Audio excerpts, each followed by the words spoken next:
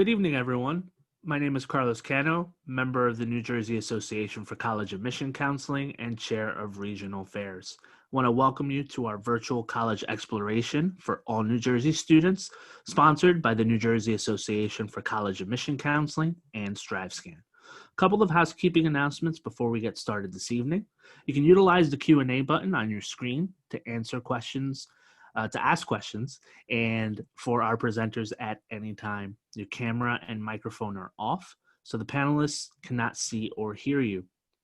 This is just one of many sessions that's being held this week, and you can find an entire list at NJACAC.org/virtual fair. And of course, this session is also being recorded and will be available on that same website in about a week's time. And with that said, I will turn it over to our presenter for the evening. Thank you so much for that. I'm just going to share my presentation here. Hello, everyone. My name is Emily Groovy, and I'm one of the global recruitment officers at Duke Kunshan University. So my background may look like I'm actually on campus at DKU, but I'm actually located in Durham, North Carolina at Duke's campus. So in case you haven't heard of Duke Kunshan University, I wanted to give a brief overview. We are a pretty new institution. So we just opened up in 2013 with our graduate programs, but we actually just started bringing in our undergrads a few years ago. So we currently have freshmen, sophomores, and juniors. We are a joint venture institution that Duke University opened up in China. And one of the reasons that they wanted to open up a school in China was to really create a research-oriented liberal arts and sciences university that has both an innovative, practical, and global approach to higher education. Our students come from all over the world, and I'll kind of get into that in a little bit, but we truly are an international university.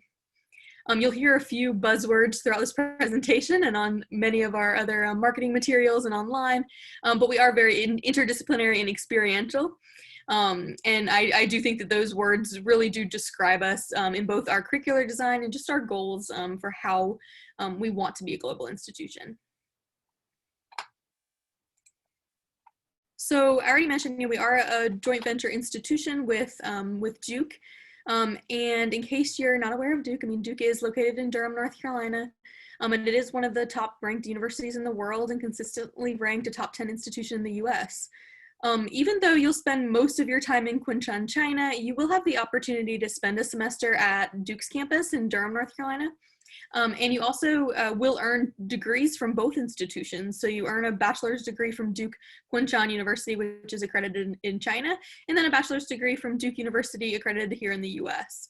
And along with that, you will join both alumni networks and get the resources associated with that as well. So where is Kunshan? And what is the city like? Kunshan is considered to be a small city by Chinese standards, but it's still about 2 million people. So as far as cities here in the US go, it's considered, to us, a pretty big city. And it's right in between two very large cities. So it's only a 19-minute train ride to Shanghai, which is one of the biggest cities in the world, and about the same distance to Suzhou, which is about the population of New York City. So very populated area with a lot of opportunities.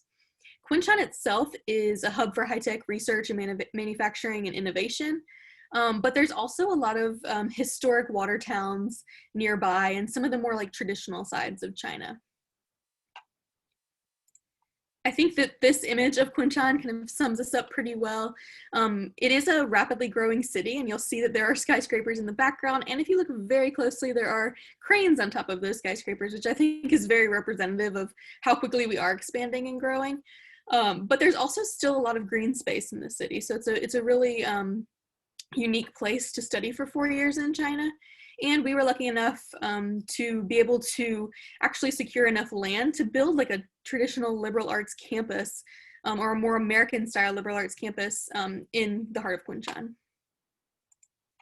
So I mentioned some of those historic water towns. So near, I showed you the skyscrapers and talked about the city of Kunshan itself, but it's really close to some very traditional, more traditional views of China too. So this is one of the historic water towns, and there's quite a few between Kunshan and Suzhou that you'll definitely have opportunities to explore.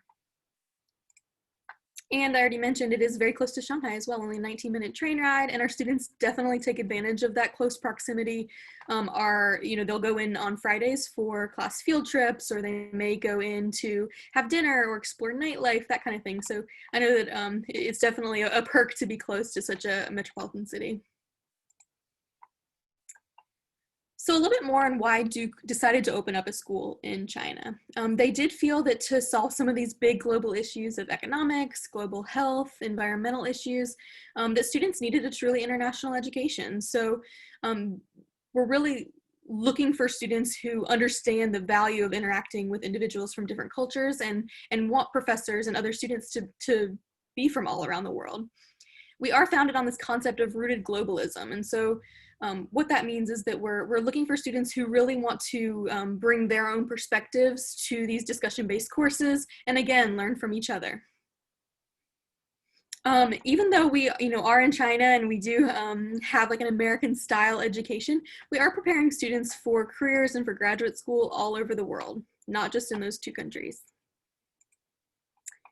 So here's some of those buzzwords that I mentioned again, like innovative, interdisciplinary, and integrated. And I think that they very much sum up our curriculum and how we've designed the academic side of our university. So we're all about reinventing the traditional ideal of liberal arts and sciences. And you can see that through our majors, which are blended disciplines. And I'll show you those in just a little bit so you can get a better idea of that. It is a Duke education in China, so we do have a pretty rigorous academic setting. So we have that challenging academic environment, and we want students who are going to be able to succeed in that environment. All of our courses are discussion-based and very experiential. I mentioned, potentially going into Shanghai for field trips with your faculty members. But there's a lot of other experiential components as well. And all of this is really to cultivate that critical thinking and creative problem-solving skills that you'll need in your future careers. So our faculty are pretty exceptional. I know I'm a little bit biased, but I think they are truly, truly amazing. They come from all over the world. About a third of our faculty are actually on rotation from Duke University here in the US, but 2/3 are permanent faculty, and they come from the US, China, all around the world. It is a very mentorship focused group of faculty members too. You will definitely see your professors, not just in the classroom, but they may be doing research with students. They may be advising a student group. You may even see them on campus in the dining hall, or even living on campus in some cases. So they're just, a really great group of individuals, and really student focused as well. Classes are all taught in English, so you don't have to know any Chinese prior to coming to Duke Kunshan. All international students will study Chinese once you enroll, but you don't have to know any prior. And we do have a very small student-faculty ratio, so it's only 7-to-1. And our average class size is between 15 and 18, so very small classes. And I mentioned research already, but just within the first few years of our undergraduate program, we've already had 20% of our undergraduates participate in some sort of research project with one of their professors. So I mentioned us being experiential earlier, and one way we've tried to really articulate that is through our unique course schedule. So we only offer classes Monday through Thursday, and Fridays are reserved for co-curricular education, whether that be research with a faculty member, whether it be field trips on Fridays. You may do volunteer work on Fridays. You may go with our career center into Shanghai for a career trek, which I'll go into a little bit later. So there's a lot of opportunities to really maximize that, that extra day in the week. Additionally, we have a pretty innovative semester schedule. So I kind of consider it like a hybrid schedule between the typical like US college calendar and a Chinese university calendar. So we do have the August through December fall semester, and then January to May spring semester with a winter break in between. However, you also get Chinese holidays off. So there's a week holiday in the fall, as well as another week for Chinese New Year in the spring, and a few other longer weekends here and there for Chinese holidays. So our students definitely like to take advantage of that to explore the rest of China and travel around Asia too. So we do have our semester split into 2 7-week sessions too. So it is a little intense. You are essentially taking a full semester course in 7 weeks, but instead of taking your full 4 to 5 classes that you would take across the whole semester in 7 weeks, you're splitting that up. So you're only going to be taking, maybe 2 to 3 classes at a time. We do have a very engaging academic environment. I've already kind of touched on the small student body, but we also have a very discussion-based classroom environment. And for those of you who may be aware of China and what the higher education system might be like there, I will tell you that it is a bit different at DKU because we are a joint venture institution. So we have a few special privileges given to us by the Ministry of Education. And so we do have complete academic freedom, and that means that there's no censorship in the classroom. You can talk about what you want and do research on what you want as well. And with that, we do have free and open internet. So if you are aware of the firewall in China, we actually have, again, special privileges to have our internet proxied from another country. And also we have VPNs on our computers and phones. So students are able to access all those important things on and off campus like Facebook, Netflix, but more importantly, you have access to all of Duke's digital library resources, which I think makes just a huge difference when you're trying to do research on very international topics in China. We also have a very collaborative learning environment, as you'll see through our mentorship approach, our classroom setup, and just the way we conduct our education in China. So I've mentioned quite a few times that we are very interdisciplinary, but we do have 3 kind of distinct academic divisions. So we have natural sciences, social sciences, and arts and humanities. And so no matter what you decide to major in, you will take classes in all of these areas, and you'll even take some Common Core courses that are team taught by faculty members from multiple areas here. So you definitely, no matter what, get exposure to many different academic areas. So I'm going to leave this up for just a second, but I'm gonna, we have all this information online as well, but I wanted to kind of briefly go over how our academic majors are constructed. So you'll see that the underlying majors are the actual major titles, but there's hollow bullet points underneath all of them, and those are the individual disciplinary tracks within those majors. So that's kind of what we mean by having blended disciplines.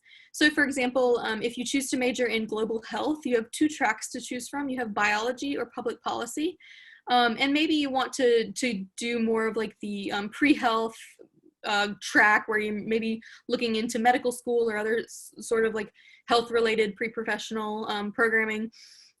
You may want to choose the biology route, which is a little bit more hard science, but we also have the public policy path where you can focus more on like health education and working in government potentially. And so, like I said, you don't have to declare your major anytime soon. I mean, you have until the end of your sophomore year to do so. And so we actually really encourage students to take classes in some of these different areas before officially declaring. Okay, and so in addition to just the classroom environment, we have a lot of student services and support to help you have the most successful college experience. I'm going to go into each of these pretty quickly, but just so you get a feel for like really what life on campus is, because I did mention earlier it is a residential campus, and we wanted to provide a experience where you have access to all of these support services right on campus and at any time as well. So the first is still kind of in the academic vein. It is undergraduate advising. So, typically you think of undergraduate advising as, making sure that you are taking the classes that you need towards your major. And so they definitely do that. They make sure that you're taking classes that are necessary to earn both the Duke degree and the Duke Kunshan degree. They will work with you just to make sure that you're staying, you're succeeding in all your classes and you're staying on track for your particular major, but they also offer a lot of services like tutoring, academic mentoring, signature project advising, which your signature project is essentially like a capstone that you'll complete towards the end of your college career. Additionally, I already mentioned this, but we do have specific academic advising geared towards those who are looking for professional school guidance, like health, pre-health or pre-law, as well as any other kind of graduate program advising. And our career services is pretty impressive too, and they do have career counseling and job search training. Additionally, they provide students with a lot of really cool internship resources, as well as a big internship resource fair each semester.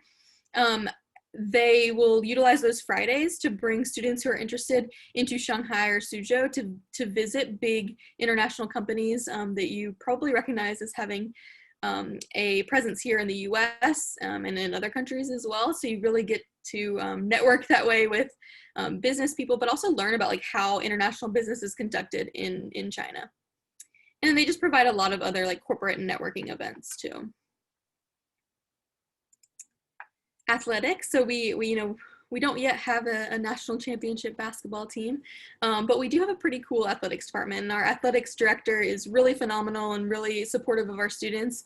The athletics department oversees all of our like physical education courses, as well as all of our club sports. There's a fitness center on campus that has personal training and fitness consultations.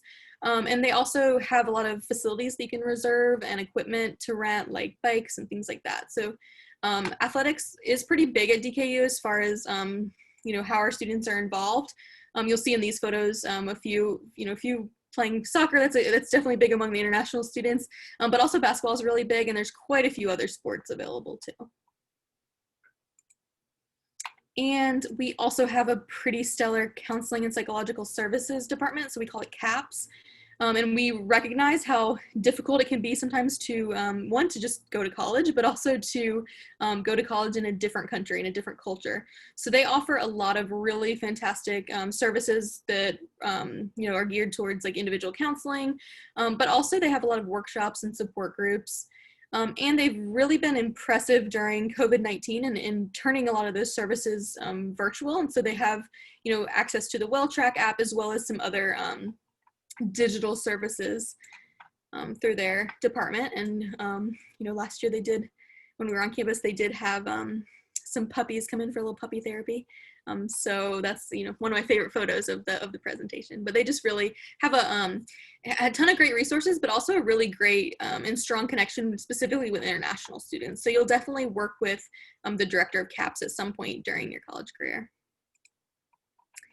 Okay, so residence life. So as a residential campus, you will live on campus. And so residence life kind of handles more of the community-based aspects of living on campus. So they work with you to find a roommate that will match well with your living styles. They'll work with you on any kind of accommodations you may need. They also provide a lot of like intentional interactions and programming around specific times of the year. And there's a lot of opportunities for leadership positions with residence life too, like maybe being an RA. And we have about really over 40 organizations. There's new clubs and organizations popping up all the time at DKU. There's a lot of support for starting new organizations too. Our clubs really cover so many different areas. We have, a Model UN organization. We have those club sports that I mentioned. We have an LGBT organization, a robotics club, all sorts of things. And if there's something missing, you can always start your own club, and that's very encouraged and supported as well. Okay, so a little bit about our campus. I did mention at the beginning that we opened in 2013 with our graduate programs, but we just started bringing in undergrads a few years ago. And so our dorms are all very new and very nice and sleek, as you can see from the photos here. The top right photo is an example of one of our double dorms in our student residence hall. And you'll share a common space in the photo on the bottom left with another set of roommates. So you'll have, 4 people sharing that area, as well as shared bathroom and sinks and all that kind of stuff. You won't have any hall bathroom situations here. We also have dining halls and cafes, as well as student cooking facilities right on campus. So the students in the top left photo are in our dining hall, and there we serve both Asian and Western style foods. There's a lot of a lot of options that also meet a lot of different dietary restrictions. And then additionally on campus, like I mentioned in the athletics slide, we do have a fitness center right on campus. We also have a campus physician and just a lot of resources for health and wellness. We've really strived to create a very safe, healthy, and inclusive environment. And I really think that the DKU has done a good job in doing that too. On the more academic side of things, we do have very impressive facilities. We have a lot of different classroom space setups that are really geared towards the individual course content. We also have a brand new innovation building that has some of our like state-of-the-art lab facilities that include both teaching, research, and our artificial intelligence labs. There's also some just great space for independent and group study.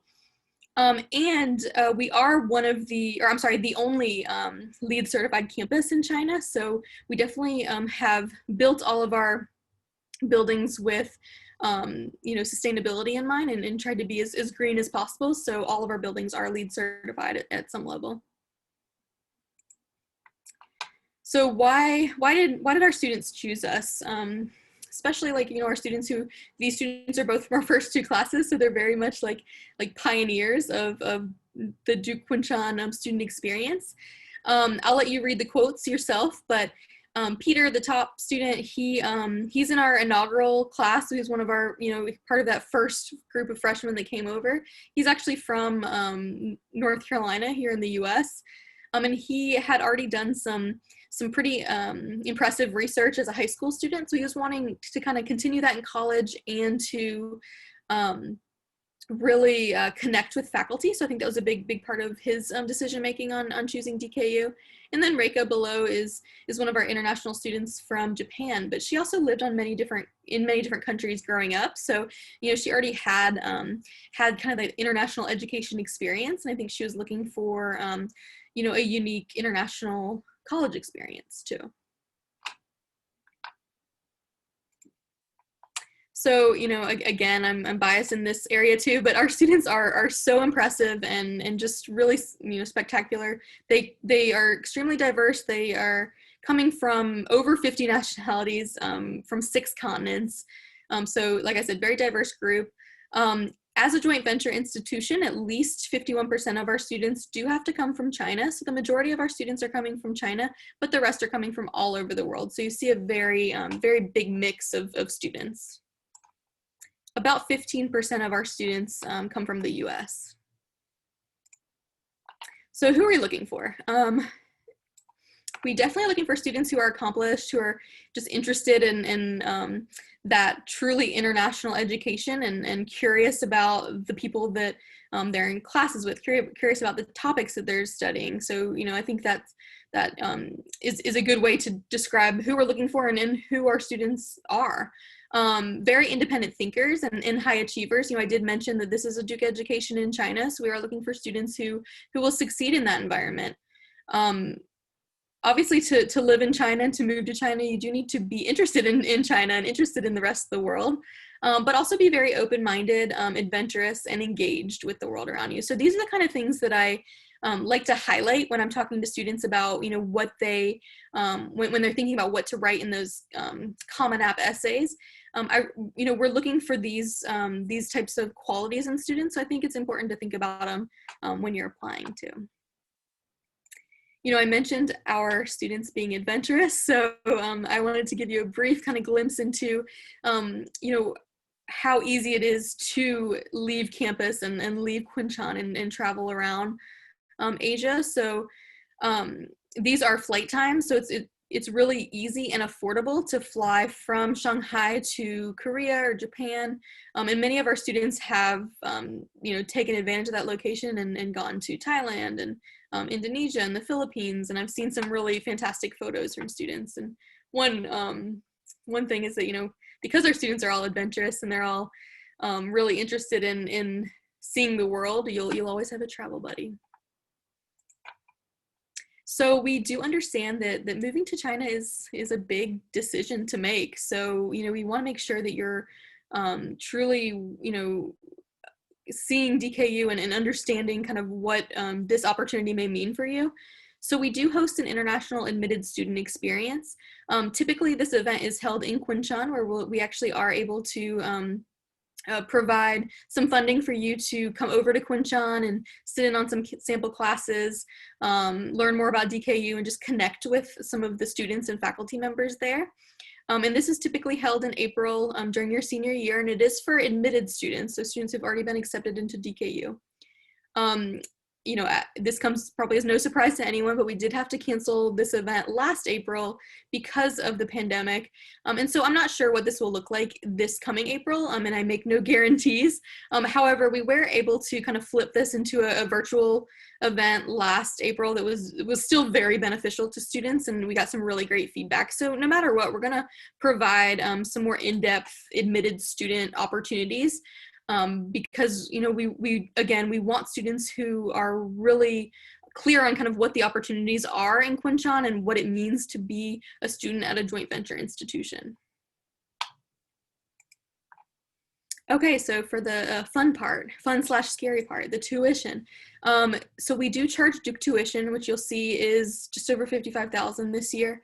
The total cost of attendance at DKU is significantly less than Duke, just because those other fees, housing fees, general cost of living fees are significantly lower in China. And take all of this, I think, with a grain of salt, and same goes for other universities too, because we are able to provide a lot of financial assistance. So we do have a lot of merit-based aid that all applicants are automatically considered for. And that is a holistic review process as well, same as our application. So there's no minimum SAT or ACT scores or anything like that you need to be qualified for a merit-based scholarship. We do also award need-based aid too, but that is based on your CSS profile, so you do need to submit that. And we ask that you submit it around the same time in which the deadlines are for your application round. So we have two application rounds that I'll go into in just a little bit. And I do want to assure you that we do award a lot of aid. The majority of our incoming international students have received substantial aid, and so I don't want the price tag to scare you, because we do award up to full tuition. Okay, and so we are on the Common App. So it is a free application to apply directly through Duke Kunshan on the Common App. And we require that you submit some of the general things that you'll see on many of your Common App applications. So we ask for a school report and high school transcripts, as well as a counselor evaluation. We do require 2 teacher recommendations. There's a few other questions on the Common App, as well as a couple of essays. And so all of that needs to be submitted. This year, the SAT, ACT, or equivalent testing requirement is optional for fall 2021 admission, and we will certainly update you for any changes for fall 2022 and beyond. But I will say that typically we do require this, but because of everything going on with the pandemic, we have made this test optional this year. So our applications are open via the Common App. We have, like I said, those 2 application rounds. The first is early decision, and it is binding and due November 2nd. I do say it is binding, but if you don't receive enough financial aid, we will let you out of that commitment. But otherwise, you should only apply to early decision if you are sure that we are your #1 choice. The regular decision application is due January 4th, and that's where the bulk of our students apply. And we issue those admissions letters or acceptance letters out in mid-March, so you'll find out by mid-March if you've been admitted. If you have any questions about the, which application round to apply to, or the benefits of each, or kind of where you stand, I'm happy to, have a conversation with you, and we can really talk about this more in depth. But I also encourage you to talk about it with your academic or your college counselor too, because they have a lot of insight as well. Okay, well, thank you so much for joining us tonight. I do want to point out some really great opportunities that we have to learn more about Duke Kunshan. So we have a big presence on social media, so Instagram, Facebook, Twitter, but our YouTube channel is also just a wealth of resources. We have many like videos that students have made that are like day in the life videos, as well as videos that are geared towards just international students in general, how students chose their majors. You can watch some of our like convocation videos and student orientation videos. So that really is a great resource. And like I said, my name's Emily Gruby and I work with students in your area. So you can reach out to me at any point and I will be happy to set up a time to chat with you, or I can just answer your questions via email, however you want to get in touch. I appreciate you all participating this evening. We do have a little bit of time, so if you are watching live, you can utilize that Q&A. It doesn't look like we have any questions yet, but I will hang on for just another minute before our host comes back. And I'm also happy to connect you to a current student if you're interested in that, or a professor if you have questions you know, that might be better answered by a specific member of our you know, academic team over there. I do also encourage you to check out our virtual events page online, which has you know, an info session like what I did today, but also has virtual campus tours led by current students. And I know even in the best of times, it is difficult to get over to China, so I hope you'll take advantage of that. Okay, so it does look like we have one question, and the question is just, does it matter what we major in, if we would have financial aid? I'm assuming you're asking, do you have to pick a major to receive financial aid, or do certain majors get different levels of financial aid? And the answer is no, you actually don't declare your major to the end of your sophomore year. So you don't, your financial aid does not have any impact on what you're studying.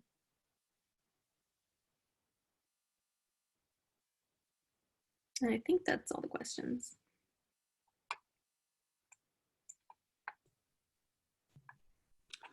Emily, thank you so much for joining us this evening, and thank you to everyone who tuned in. When you close the window at the end of the meeting, there will be a link to a very quick 4-question survey, and we'd appreciate your feedback. Again, this was one of many sessions being held this week, so feel free to visit njacac.org/virtual fair, which is also where you will find the recording for this session in about a week. Thank you so much, and have a great evening.